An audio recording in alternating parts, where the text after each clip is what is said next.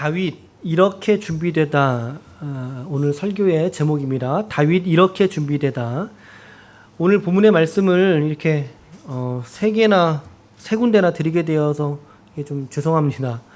하나의 구절만 우리가 깊이 연구할지라도 그 속에서 전할 메시지가 많이 있겠지만 지금 인물 설교죠. 인물 설교이다 보니까 부득이 그의 생애에 있어서의 중요한 대목들을 우리가 조금씩은 다루어 보아야 하겠기에 부득이 오늘 본문을 세 군데를 함께 읽게 되었습니다. 간단하게 본문을 좀 개요해 드리면 이렇습니다. 사무엘상 읽었던 16장 읽었던 대목은요, 다윗이 성경에서 처음 등장하는 장면입니다. 앞전에는 없었어요. 근데 이제 다윗이 처음 등장하는 장면인데, 사울 왕에게 악령이 들었는데 다윗의 수금을 타는 그 소리를 듣고 악령이 떠나는 그런 장면이 16장에 다윗의 첫 등장이기 때문에 소개를 해드렸고요. 그 다음에 24장은 다윗이 이제 정말 이스라엘 가운데 돋보이게 되니까 사울에게 질투를 사지 않습니까?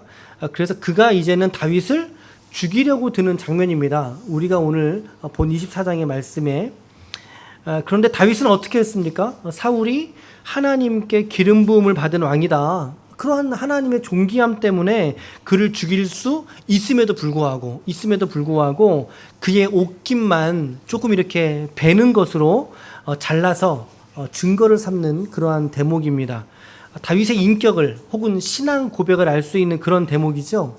좀 뒤에서 조금 더 자세하게 살펴보도록 하겠고요. 마지막 31장의 본문은 사울 왕의 종말이 어떠했는가입니다. 마지막 그의 죽음입니다. 얼마나 처참하게 죽었는가 한데 31장 6절에 보니까 사울과 그의 세 아들과 무기든 자와 그의 모든 사람이 다 그날에 함께 죽었다라고 하는 거죠. 이것이 사울 왕이 경험하는 그의 인생의 종말이라는 것입니다. 처참한 종말의 모습입니다.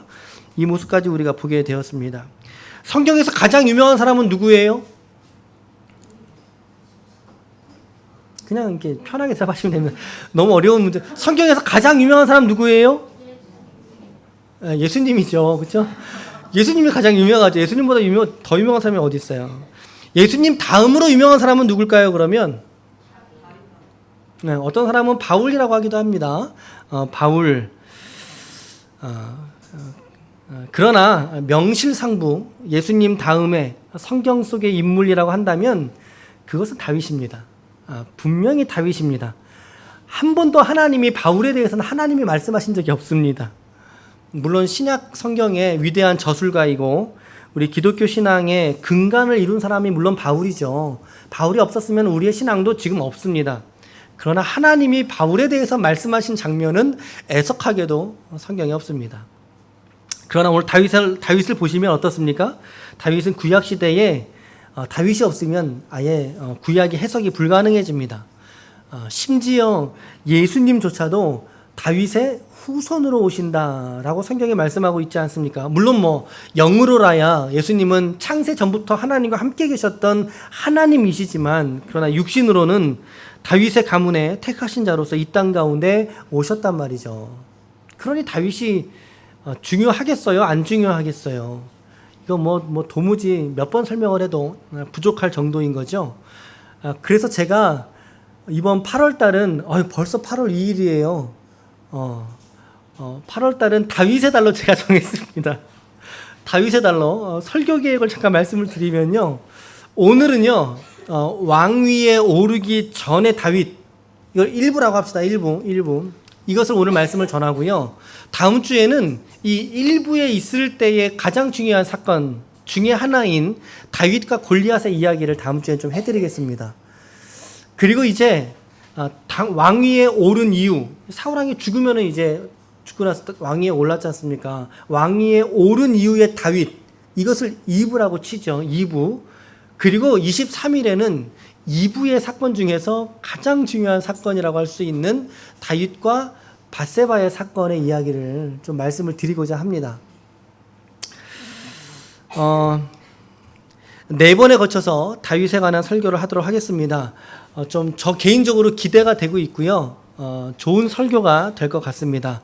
함께 이 8월 달에도 함께 말씀의 은혜를 나누면서 우리 동일하게 다윗에게 주신 은혜가 여러분들의 인생 속에, 여러분들의 일상의 삶 속에 동일하게 스며들 수 있기를 예수님의 이름으로 축원합니다. 아멘. 아멘. 좀 설교를 위해서 좀 기도해 주셨으면 좋겠습니다. 자, 다윗의 생애로 조금 이제 들어가 보도록 하겠습니다. 다윗 누굽니까? 이 사람이 누굽니까?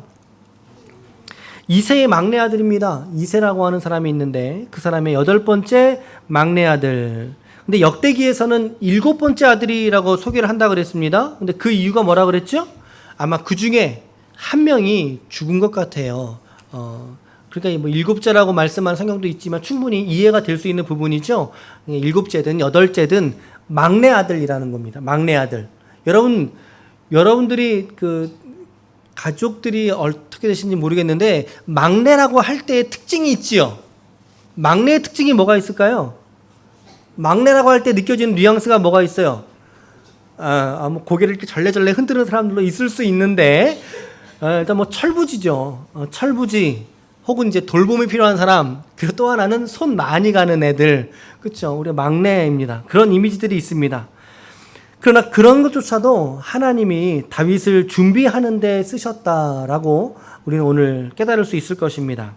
다윗은 사울의 뒤를 이어서 초대 임금입니다. 사울의 뒤를 이어서 이스라엘의 2대 왕으로 등극한 왕입니다. 등극하게 된 연대가 이게 좀 불분명합니다. BC 1010년에서 1000년 사이로 우리가 보면 오차 범위 안에 있을 것 같습니다.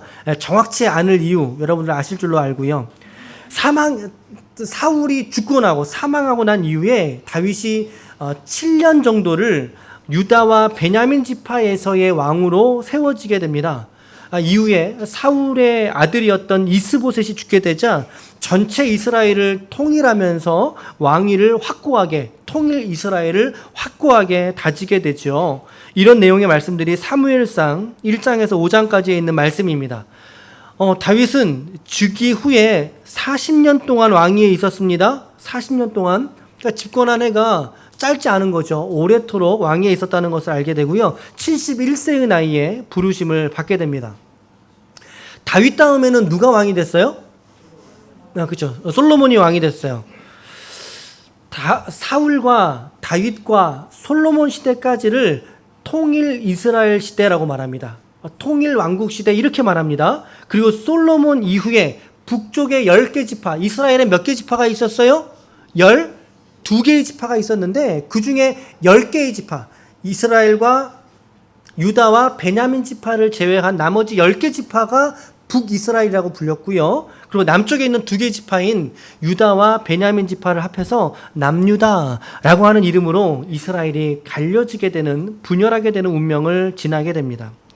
이러한 이스라엘의 역사 속에서 하나님께서 한 사람을 준비시키고 있었다면 그것이 오늘 우리가 보게 될 다윗이라는 것이죠. 사무엘이 사울 왕을 패하죠. 패하고 나서 다윗을 찾아갔을 때에 다윗이 뭐 하고 있었나요? 뭐 하고 있었어요? 사무엘이 이새에게 이르되 네 아들이 여기 다 있느냐? 물었습니다.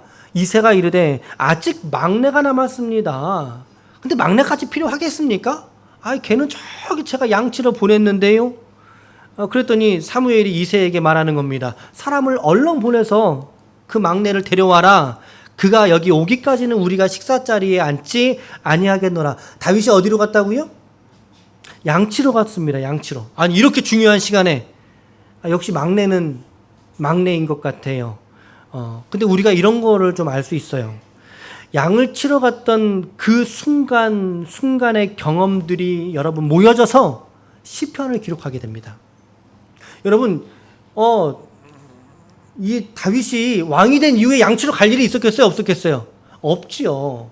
다윗이 경험했던 시편의 많은 목가적인 분위기의 시편들, 특별히 시편 23편, 여호와는 나의 목자시니 내게 부족함이 없으리로다 라고 했던 그 시편의 말씀들은 결국에 이렇듯 그가 막내로서의 일을 성실하게 감당하고 있었던 그 순간순간의 경험들이 모여져서 시편의 고백들이 되더라 이것입니다. 그렇죠? 여러분 우리의 삶에서도 마찬가지라고 생각합니다. 여러분들 일상 속에서 소중하지 않은 시간은 단 1분 1초도 없는 줄로 믿습니다. 그 시간들이 모여져서 우리의 신앙이 고백되어지는 거예요. 여러분들의 시편들을 여러분들의 일상 안에서 하나님께 써 내려갈 수 있는 믿음이 될 수 있기를 축복합니다. 아멘. 자기 임무와 맡겨진 일에 성실하게 감당할 때, 그리고 그 속에서 하나님을 묵상하게 될 때 가능한 고백이다 이 말이에요. 이것을 다윗이 이렇게 성실하게 고백하고 있는 모습입니다. 가족에게서도 중요하게 취급받지 못했던 거죠. 그러나 그의 마음과 중심에서만큼은 어땠어요? 하나님께 정말 신실한 모습으로 비춰지고 있던 건 아니겠습니까? 그러니까 7제까지 다 지나고 난 뒤까지 하나님이 아니야.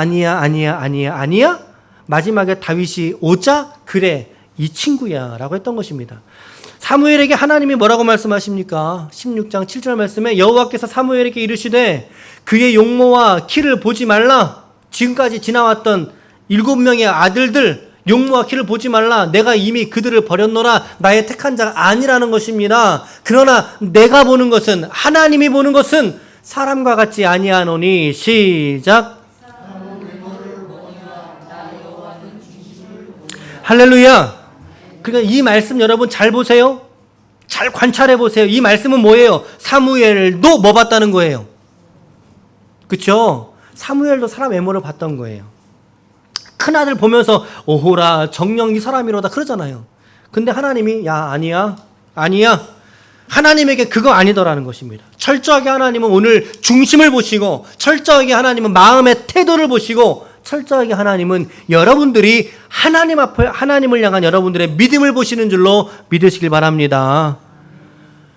그래서 다윗의 믿음의 중심을 증명할 수 있는 사건이 발생하게 되는데, 그게 뭘까요? 누구를 만나게 된 사건입니다. 골리앗을 만나게 되는 사건입니다. 다윗과 골리앗의 싸움, 전투. 오늘은 우리가 한 절만 보고요. 다음 주 이 시간에 다윗과 골리앗에 대해서 같이 말씀 나누겠습니다. 좀 너무 기대가 돼서 같이 한번 읽겠습니다. 시작. 너는 나는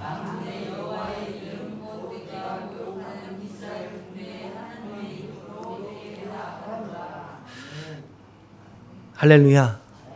오늘 여러분들에게 이 믿음이 있기를 축복합니다. 아멘. 말씀 잘 보세요. 골리앗이 의지했던 것은 뭐예요? 그렇죠? 저 말은 어떤 의미겠어요? 자기에게 있는 것, 내 소유 중에 하나 이거죠? 눈에 보이는 것 이거죠? 그런데 다윗이 의지하는 것은 뭐예요? 그렇죠? 만군의 여호와의 이름. 다시 말하면 하나님 의지하면서 나아갔다는 것입니다. 하나님을 의지하면서 저렇게 나아갔더니 어떻게 되죠? 다윗이 졌을까요? 다윗이 졌나요? 졌어요. 다윗이 달려가서 블레셋 사람은 골리앗입니다. 그의 칼을 그 칼집에 빼내어 보니까 다윗은 칼도 안 들고 나갔나 봐요. 그죠? 누구의 칼을 집어요? 골리앗의 칼을 집어요. 그 칼집에 빼내어서 그 칼로 그를 죽여요. 자기가 의지하던 것 가지고 골리앗은 죽고 말지 않습니까? 뒤에는 너무 잔인하니까 넘어갈게요. 여기서 우리가 배워야 되는 정신은 여러분, 하나님을 의지하고 나아갈 때 성도 앞에 당한 고난들이 비록 골리앗처럼 클지라도, 웅장해 보일지라도 여러분 끝까지 포기하지 않고 하나님 붙드는 인생들에게 하나님은 승리하게 하시는 줄로 믿습니다. 하나님이 그거 말씀하고 계시는 거예요. 오늘 여러분들은 그와 같은 믿음으로 하나님 앞에 서 계십니까? 라고 하는 질문을 우리는 자신에게 던져야 하는 거죠. 아니 이렇게 실력이 있는 사람이 자기 밑으로 들어왔어요. 자기 수하로 들어왔잖아요. 사울이 이제 칼을 든 자로 했으니까. 칼을 든 자로 세웠다는 말은 뭐죠? 경호예요. 가장 신뢰하는 사람으로 세웠다는 거예요. 아니 그 사람이 이렇게 실력이 있대요. 그럼 어떻게 해야 되는 거예요? 잘 써야죠. 잘 써먹어야죠. 자기와 및 나라를 위해서 유익을 주도록 잘 등용을 해야 되지 않겠습니까? 다윗이 얼마나 그 가운데 지혜롭고 슬기롭게 왕을 도왔는지 몰라요. 다윗은 사울이 보내는 곳마다 가서 지혜롭게 행하매 사울이 그를 군대의 장관으로 삼았더니 온 백성이 합당하게 여겼고 사울의 신하들도 합당하게 여겼더라. 그런데 사울에게 들려오는 소식이 있는 거예요. 무리가 전쟁에서 돌아오는 거지요. 곧 다윗이 블레셋 사람을 죽이고 돌아올 때에 여인들이 이스라엘 모든 성읍에서 나와서 노래하며 춤추며 소고와 경쇠를 가지고 왕 사울을 환영하는데, 시작. 사울이 죽인 자는 다윗은, 아이고야, 저 노래를 누가 불렀어요? 저 노래 누가 불렀어요? 여인들이 불렀어요. 그렇죠? 입을 닫아야 할 것 같아요. 그렇죠? 여러분, 이렇게 인기가 급상승을 했어요. 그의 가진 실력과 그의 가진 태도 때문에. 여러분, 그랬으면, 이런 이야기를 사울이 들었으면 저 같아도 사울의 마음이 불편했겠어요? 불편하지 않았겠어요? 불편했죠. 자기는 천천인데 다윗은 만만을 죽였다는 거예요. 만만을. 여러분, 교회에서도요, 사역하는 사람들의 철칙이 있는데 그게 뭔지 아세요? 담임 목사님보다 뛰어나지 않기. 뛰어나지 않기. 왜 그럴까요? 담임 목사님보다 뛰어나면 어느 순간 없어져요. 어느 순간 책상이 빠지고, 아, 그래요. 목사님 반가웠어요. 열심히 하세요. 담임 목사님에게 사역의 부담이 될 수도 있는 거죠. 여러분, 염려하지 마세요. 저는 안 그럴 것 같아요. 저는 안 그럴게요. 저보다 뛰어난 부목사님 오시면 저는 빨리 개척해 드리겠습니다. 빨리 개척해서 빨리 이렇게 목회에 쓰셔야죠. 아니, 이래 놓으니까 사울의 마음이 불편하죠. 18장 29절 말씀에 여호와께서 다윗과 함께 계심을 사울이 보고 알았어요. 알았다. 사울의 딸 미갈도 다윗을 사랑해요. 다윗을 사랑해요. 다윗의 공식적인 아내가 4명이거든요. 4명이고 그 외에 이제 처첩들이 있었는데 고대 시대니까 어쨌든 이 미갈이 이제 자기 딸인데 이제 다윗을 사랑하는 모습을 또 보니까 사울의 마음이 더욱 질투에 사로잡히는 거죠. 사울이 다윗을 더더욱 두려워하여 평생의 다윗의 대적이 돼버리고 맙니다. 평생의 대적으로 전락하게 됩니다. 자기의 측근에서 부리던 자가 어느새 자기의 죽이고 싶은 사람이 되고 말더라는 거죠. 사울이 다윗을 향한 마음은 이랬는데, 그런데 다윗이 사울을 향한 마음은 좀 달랐다는 걸 우리가 오늘 말씀을 통해서 보게 되었습니다. 길 가 양의 우리에 이른즉 굴이 있는지라 사울이 뒤를 보러 들어가니라. 다윗과 그의 사람들이 그 굴 깊은 곳에 있더니, 참 어떻게 이렇게 맞아요? 다윗의 사람들이 다윗에게 말하는 거죠. 여호와께서 당신에게 내가 원수를 네 손에 넘기리니 네 생각에 좋은 대로 그에게 행하라 하셨던 그 말씀이 오늘 이렇게 이루어졌습니다. 다윗이요. 이 말은 무슨 말이죠? 가서 죽여라, 그 말입니다. 다윗이 어떻게 합니까? 일어나서 겉옷 가락을 어떻게 뱉다고요? 가만히 뱉다고 말합니다. 가만히 뱉다. 뒤를 보러 갔다고 표현하고 있습니다. 이게 어떤 의미일까요? 이 말씀은요, 제 성경책에는 이제 발을 가리러 들어갔다 표현하고 있는데, 발을 가린다는 표현이 이제 용변을 보러 들어갔다고 하는 그런 의미와 같습니다. 그런 의미로 사용을 합니다. 그러니까 뒤를 보러 들어간 것은 분명히 용변을 보러 들어간 겁니다. 그 중에서도 아마 이제 큰 거를 보러 들어간 거죠. 여러분, 굴에 들어가서 내가 대변을 봐야 돼요. 그럼 여러분들은 굴을 보고 하시겠어요? 바깥을 보고 하시겠어요? 너무 노골적인가? 아니, 굴을 보시면서 용변을 보시겠어요? 바깥을 보면서 하시겠어요? 당연히 바깥을 보면서 하시겠죠. 하시겠대요. 하시죠. 이게 뭐라는 거야, 이게. 그래서 다윗이 사울의 뒤를 조심스럽게 가서 자를 수 있었다, 이 말이에요. 안을 보고 했었다면 안쪽에 사람들이 떠벅떠벅 나오면 볼 거 아닙니까? 알아챌 텐데 밖을 보고 용변을 보던 터기 때문에 자를 수 있었던 거죠. 제가 성경의 배경을 잘 설명하려고 하다 보니까 이런 말씀 드리는 거예요, 여러분. 양해를 구하고 오늘 좀 말씀을 드리시길 바라요. 그러니까 여러분, 다윗의 이 사울을 향한 오늘의 마음은 어떤 마음이에요? 죽이겠다는 겁니까? 아니에요.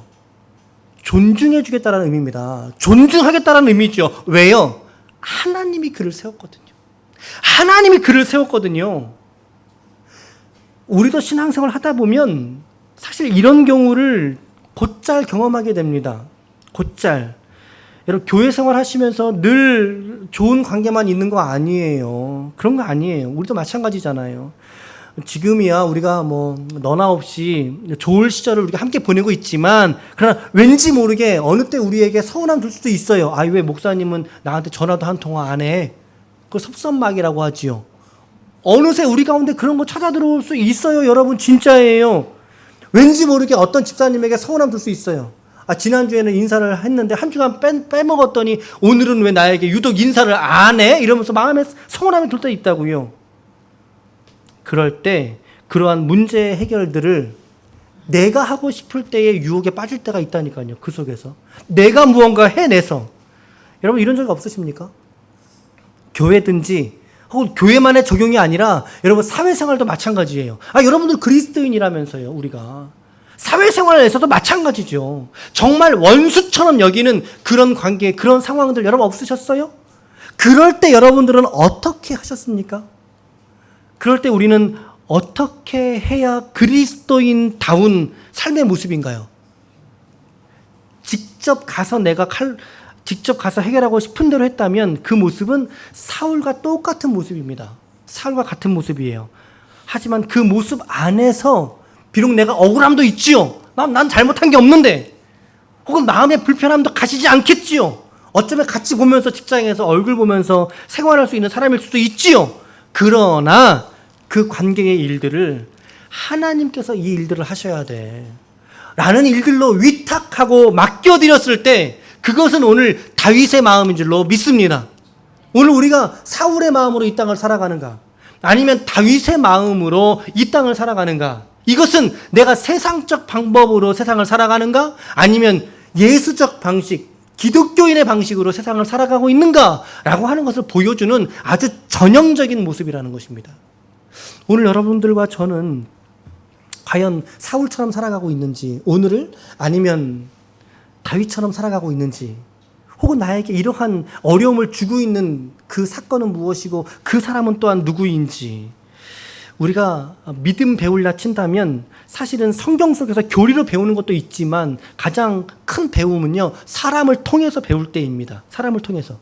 믿었던 사람에게 배신당하게 될 때, 혹은 나에게 잘못이 없는데 억울한 잘못을 나에게 덮어 씌워지게 될 때, 그럴 때 어떻게 하는 것이 과연 성경적인가라고 하는 그 질문 속에 우리가 눈물도 흘리고 하나님께 원통함의 기도도 드리고, 그러면서 그 속에서 우리의 믿음이 자란다 이 말이에요.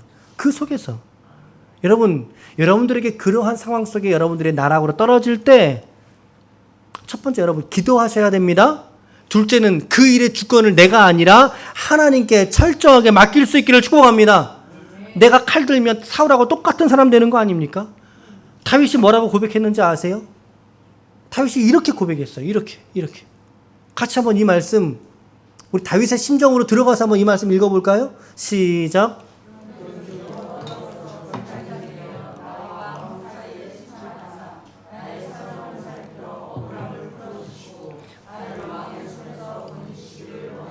아멘. 아멘. 다윗은 기도했어요. 칼 들고 찾아가지 않았어요. 다윗은 기도했고, 다윗은 여호와께서 건지시기를 원하나이다. 무슨 말입니까? 문제의 주권을 하나님께 맡겨드렸죠. 그래서 시편 말씀에 보면 57편 같은 곳에 보시면 표제라는 게 있어요. 시편에는 몇 장 하면 그 위에 표제, 그 시편이 기록된 배경을 간략하게 서술한 거, 이걸 표제라 그래요. 근데 57편의 표제는 이렇게 돼 있어요. 다윗의 시, 인도자를 따라 맞춘 노래.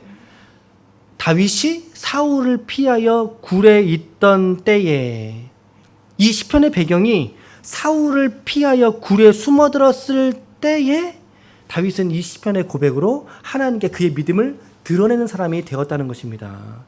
정말 이런 별과 같은 시편들을 다윗이 기록하게 된 것은 그의 삶에서, 그의 고난 속에서, 그의 일상의 생활 속에서 하나님만을 묵상했기 때문에 그는 이와 같은 고백을 하나님께 올려드린 줄로도 믿습니다.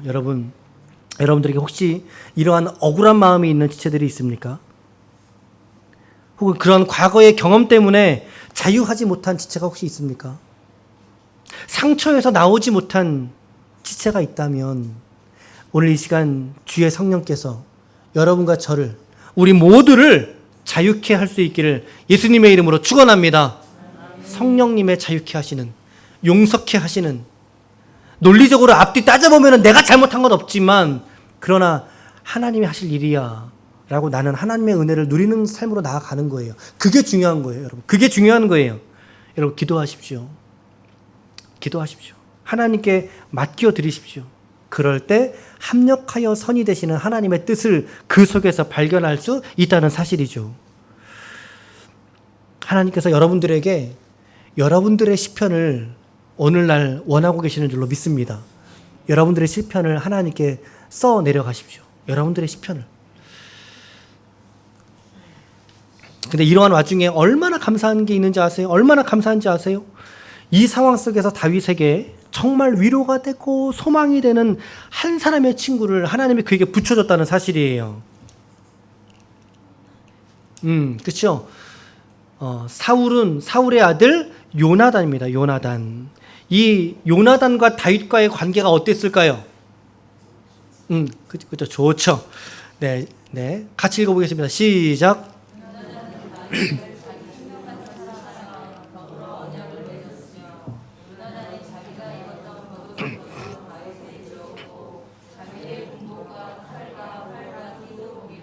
네. 여러분, 요나단이 누구라고요? 사울의 아들이에요.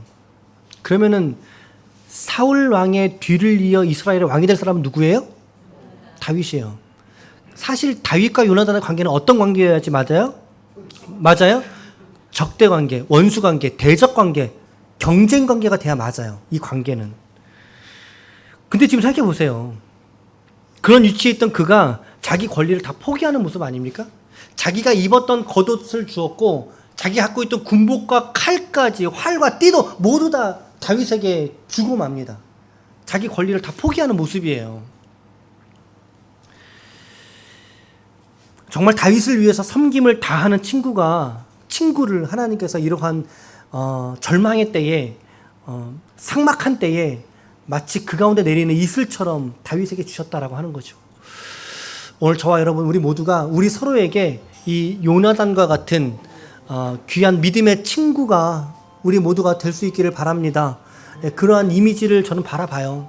정말 우리가 남녀노소를 초월하고 하나님의 영적인 은혜를 베푸는 그러한 친구의 관계가 되었으면 좋겠다라고 하는 생각도 해봅니다. 요나단이 있었기 때문에 그가 다윗에게 말하여 이르되 내 아버지 사울이 너를 죽이기로 꾀하였으니 그러므로 이제 청하노니 아침에 조심하여 은밀한 곳에 숨어 있으라. 내가 나가서 네가 들에서 내 아버지 곁에 서서 내 일을 내 아버지와 말하다가 무엇을 보면 네게 알려주리라. 사울의 눈을 피할 수 있었습니다. 사울의 눈을 피할 수 있었고 이런 요나단이 있었기 때문에 요나단이 그의 아버지 사울에게 다윗을 칭찬하여 이르되 원하건대 왕은 신하 다윗에게 범죄하지 마소서라고 자기 아버지에게 선처를 구할 수도 있었다라고 하는 것입니다. 그러나 그러함에도 불구하고 결국에는 우리가 세 번째 읽었던 본문의 말씀 31장 막장 읽었지요. 12장의 말씀 31장에 와서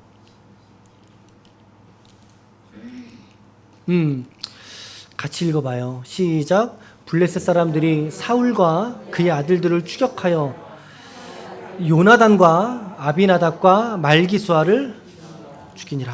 결국에 요나단이 전쟁에 나가서 죽게 됩니다. 그리고 이제 사울도 큰 중상을 입어서 자기 칼에 스스로 누워서 자결하게 됩니다.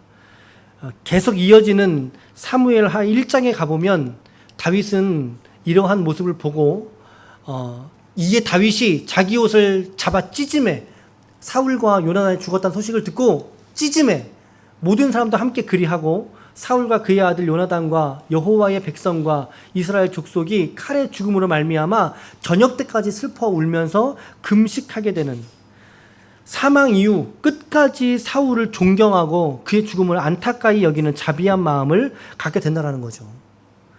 만약에 우리였다면, 원수가 죽었다는 소식을 우리가 들었다면 우리는 무엇이라고 반응할까요? 아, 참 잘됐다. 우리는 그럴 수 있겠지만, 그러나 오늘 다윗과 우리의 이 결정적인 차이점은 바로 이러한 지점입니다. 자비의 마음, 온유함의 마음. 심지어 다윗은 이 사무엘하 1장 이후로 가보면요, 사울에 대한 찬가를 노래로 부릅니다. 어찌하여 큰 용사가 쓰러졌는고. 우리가 다윗을 높이는 이유, 성경이 다윗을 위대하다고 하는 이유가 바로 이런 면모 때문에 성경이 다윗을 위대하다라고 평가하고 있다는 사실입니다. 자, 여기까지가 다윗이 왕위에 오르기 전까지의 다윗의 모습이었습니다. 우리가 오늘 한 가지만 적용해보고 마치겠습니다. 한 가지. 하나님은요, 하나님의 때를 위하여 반드시 사람을 준비시키신다는 것입니다. 믿으십니까? 반드시 하나님은 교회를 준비시키시는 줄로 믿습니다. 믿으십니까? 우리는 우리의 때를 잘 몰라요. 혹은 알고 싶어 하면 할수록 넘어질 때가 더 많아요. 그러나 우리의 때는 모르지만, 그러나 우리가 믿는 한 가지는 뭐죠? 하나님은 오늘도 여전히 우리에게 선하시다는 것입니다. 하나님은 좋으신 하나님이시다는 것입니다. 그 하나님은 저와 여러분들에게 좋은 계획만 갖고 계시다는 것입니다. 우리의 때는 모른다 이 말이죠. 그러나 한 가지 내가 아는 것은 하나님은 선하시다 이것입니다. 그 선하신 하나님께서 여러분과 저에게 무엇을 베푸시겠습니까? 합력하여 선이 되는 역사를 오늘도 오늘도 베푸시는 줄로 믿습니다. 우리가 이 하나님을 우리가 믿잖아요. 우리의 때가 언제인가에 관심이 아니라 합력하여 오늘도 선을 이루시는 그 하나님께 우리의 시선을 두는 것이 훨씬 더 중요하다라고 하는 것입니다. 그 하나님의 때를 위하여 오늘 나는 준비되어지고 있는가라고 하는 것. 오늘 우리 교회는 준비되어지고 있는가라고 하는 것. 이것이 훨씬 더 중요한 이슈라는 거죠. 우리 신앙에. 여러분, 이런 이야기, 무언가 준비해야 된다, 이런 이야기가 결코 대학생들의 이야기가 아닙니다. 취중생들만의 이야기가 아니에요. 뭐 현영이도 있고 민영이도 있지만, 우리 다음 세대들도 이곳에 우리 지체들도 있지만, 그들만의 이야기가 아니라는 것입니다. 누구의 이야기여야 합니까? 오늘 우리 모두의 이야기여야 할 줄로 믿습니다. 여러분 각자에게 하나님의 쓰시고자 하시는 예비하신 때가 있다고요. 지금일 수도 있어요. 그러나 우리는 몰라요. 단지 하나만 집중하자고요. 하나님께 집중하느냐 이겁니다. 하나님께 집중하는 자. 하나님의 때를 이루어갈 우리의 믿음에 집중하고 있는가, 이것이 더 중요하다는 사실입니다. 여기서 제 이야기를 안 할 수가 없어요. 저가 어릴 때 꿈이 있었어요. 어릴 때 늘 입버릇처럼 하던 꿈이 뭐였냐면 10,000명 목회자가 되는 게 꿈이었어요. 나는 10,000명의 교회의 담임 목사가 될 거야. 언젠가도 말씀드렸던 정말 이 어릴 때 치기 어린 그런 꿈이었죠. 철부지 없는 현실을 경험하게 되고, 제가 전도사부터 사역을 했으면 지금 한 20여 년 동안 부교육자 생활을 했었는데, 이제 그러면서 교회 개척에 대한 하나님의 꿈이 언제일까, 그때가 언제일까라고 하는 것에 관심이 있었죠. 왜 없겠어요. 여러분, 저는 그러면서 이 꿈이 나의 꿈인가, 아니면 나에게 주신 꿈인가, 내가 원하는 꿈인가, 아니면 하나님이 내게 허락하신 꿈인가 라고 하는 것에 대한 질문이 있었어요. 하나님이 주신 꿈이라면 하나님이 이루시는 줄로 믿습니다. 내가 꾸는 꿈이면 내가 이루어가야 될 책임이 있지만, 하나님이 주신 꿈이면 그거 누가 이루어 가실까요? 그렇죠? 맞잖아요. 하나님이 이루어 가시는 거잖아요. 그러니까 저의 관심사에서는, 야, 이게 정말 내게 주신 꿈이 맞아? 이게 개척의 때일까? 이러면서 한 걸음씩 조심스럽게 가보는 거예요. 기도원에 가서도 기도하는 거죠. 하나님, 이때입니까? 그러니까 아니래요. 그래서 그때 멈췄어요. 또 일정 시간이 지나고 한 걸음 조심스럽게 가봅니다. 가보는 도중에 이번에는 이렇게 길을 열어주신 거예요. 2018년도 중반부터 길을 열어주신 거죠. 지금 우리가 얼마나 복되게 신앙생활 하시는지 여러분 아셔야 됩니다. 할렐루야. 하나님이 하나님의 교회의 꿈을 이루어가주기 시작하셨어요. 그리고 길을 열어주시기 시작하셨어요. 제가 2018년도 연말께 교회 개척의 이야기가 선언되고 교회 개척 지원서라는 거를 이렇게 다 나눠드렸습니다. 다 나눠드렸습니다. 하나님이 원하신다면 하나님이 원하시는 분들로 함께 이 개척의 사명 감당하게 해주십시오 라고 기도하면서 나눠드렸죠. 그래서 귀한 동역자들을 보내주셨어요. 그래서 우리 첫 예배 때, 첫 모임 때 9명이 모였어요. 우리가 첫 모임 때 9명이 모였고 2월 10일 작년 2월 10일 첫 예배 때 14명이 모였어요. 14명이 모였어요. 그리고 이곳에 이제 6월 달에 들어오게 되었고 지난주에 29명이 함께 예배를 드렸어요. 29명이 함께 예배를 드렸어요. 감사하세요? 안 감사하세요? 이게 여러분들의 일처럼 느껴지세요? 저 혼자만의 일처럼 느껴지세요? 여러분들의 일처럼 느껴지시면 하나님께 영광의 박수. 그렇죠? 저는 지난주에 우리 단톡에도 올려드렸지만 너무 감사하고 감격스러운 날로 저는 이렇게 받았어요. 지난주에. 그러니까 성도가 늘어서라는 것보다 이렇게 함께 이 공간에서 이렇게 예배할 수 있는 지체들을 주셨다는 거. 그렇죠? 우리 민영이 함께 예배드려서 얼마나 감사한지 몰라요. 진짜로. 이거 하나님이 하신 거거든요. 우리 힘으로 한 게 아니라 하나님이 하시는 일들이거든요. 저는 개척할 때 이런 마음이었어요. 몇 년 안에 내가 이 교회 몇 번을, 10년 안에 몇 번을 짓고 몇 명까지 성장하고 거창한 일을 내가 좀 해봐야 되겠다. 지역사회에 유지가 되고 그런 마음 저는 하나도 없었어요. 하나도 없어요. 한 가지의 중심을 하나님이 보시고 이 길을 하나님이 열어주셨다라고 저는 받고 있고 믿고 있거든요. 그게 무엇이냐면 이 개척하는 이 교회의 헌신을 통해서 하나님이 저를 받으셨으면 좋겠다. 저를 받으시고 저를 준비시키기 위하여서 하나님이 우리를 삼으셨다. 우리 공동체를 삼으셨다. 라고 하는 그런 믿음이 있다라는 거죠. 그런 믿음이. 그러니까 무슨 말씀이냐면 제가 드려지고 싶은 마음인 거예요. 하나님께 제가 드려지고 싶은 마음들.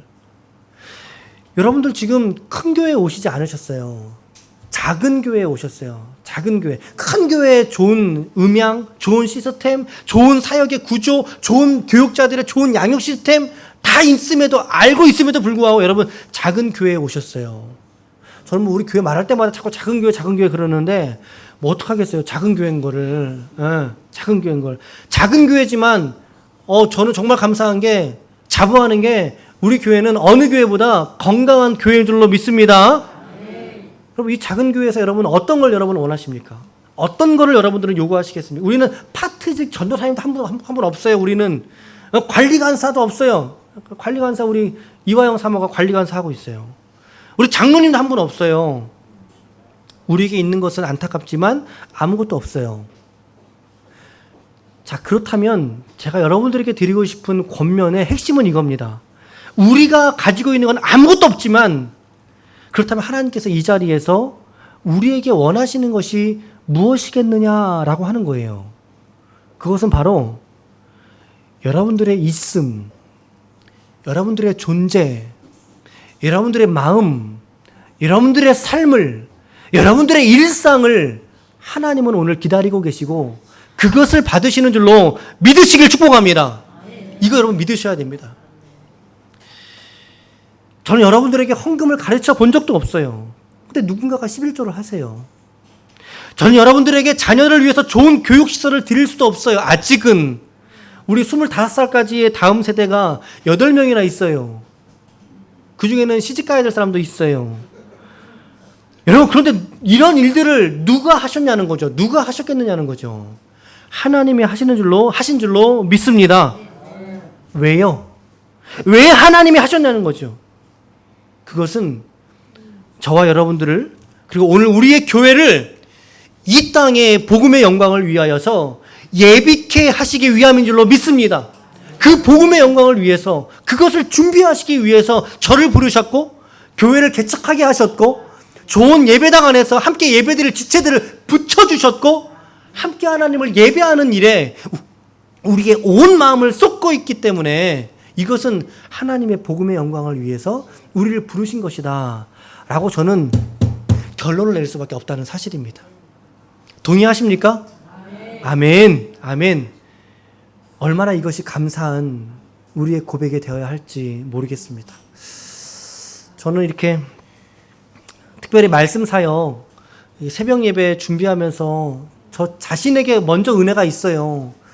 예, 어떤 분은 이렇게 들으시면서 주변에서는 격려해 주시죠. 아, 목사님 오늘 새벽 예배는 이런 내용인데 이거 어떻게 생각했어요? 이렇게 격려해 주시죠. 너무 감사한데 다 떠나서 저는 개인적으로 새벽 예배를 준비하면서 제 자신이 먼저 은혜를 받아요. 우리 새벽 예배가 결코 짧은 시간의 예배가 아니에요. 보통 10분 예배드리지만 우리 길면 20분, 25분 그 예배를 준비하면서 말씀을 준비하면서 제가 먼저 은혜 받아요. 그래서 그 말씀 빨리 전하고 싶은 마음이 있는 거예요. 그 말씀 빨리 전하고 싶은 마음이. 하나님이 저를 받으시는 중에 있는 줄로 믿습니다. 그리고 하나님이 오늘 여러분들의 있음을 받으시는 줄로 믿습니다. 그거에 집중하셔야 돼요. 여러분들의 존재를 하나님이 오늘 받으시는 하나님이신 줄로 믿습니다. 그것이 우리가 지금 이 교회 공동체를 살아가면서 우리가 추구해야 될 신앙의 방향이다 이거예요. 바른 말씀과 하나님을 향한 믿음의 기도를 하나님께서 쓰셔서 우리 교회와 성도들을 준비시키시는 줄로 믿습니다. 결론의 말씀 드리겠습니다. 여러분, 다윗은 철저하게 하나님의 때를 위하여 준비되었고 그 안에 진리와 믿음이 있었기 때문에 그 시대 속에서 쓰임받게 되어졌습니다. 오늘 저와 여러분도 마찬가지라고 생각합니다. 우리가 지금은 비록 작아도 내 믿음도 작고 우리의 교회도 작을지라도 그러나 하나님이 붙드시고 하나님이 예비하시고 준비하신다면 우리 모두가 하나님의 영광의 복음을 위하여 복음의 영광을 위하여 저와 여러분들을 우리의 기쁨의 교회를 거룩하게 들어서 쓰실 줄로 믿습니다. 하나만 여러분들이 하나님 앞에서의 거룩한 존재, 있음이 되시기를 바랍니다. 하나님 앞에서의 거룩한 한 사람, 말씀의 책을 펼쳐서 읽는 한 사람, 기도의 줄을 끝까지 부여잡는 그 한 사람으로 우리 모두가 서서 나아가게 될 때 하나님의 영광과 찬송이 교회와 여러분들의 생명 속에, 생애 속에 가득 넘치게 될 줄로 믿습니다. 그러므로 말미암아 하나님께 큰 영광이 되시는 거룩한 종들이 다 되시기를 예수님의 이름으로 간절히 축원합니다. 아멘.